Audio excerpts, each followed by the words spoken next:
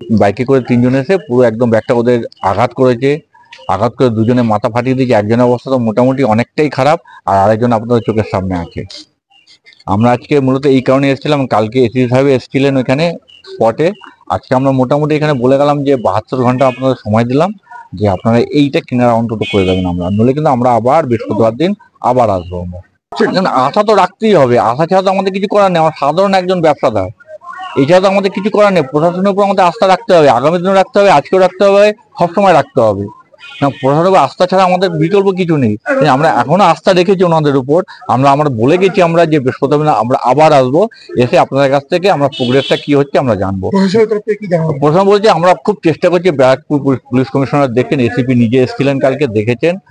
কারণ দেখা যাক, যে না হলে আমরা ইচ্ছে আছে আমাদের বৃহত্তর আন্দোলনে যাবো।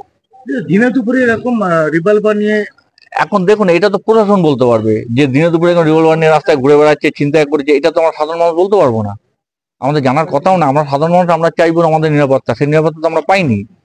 একটা দুটো সাধারণ ছেলে করে কমে খায়, হাতে কাজ করে খায়, তারা সেইগুলো বানিয়ে নিয়ে তারা দিয়ে যাচ্ছিল দোকানদারকে। দোকানদারকে তাকে দিতেই হবে যেভাবেই হোক। সেটি আমরা আইসি সাহেবকে বলে গেলাম। এই ঘটনাটা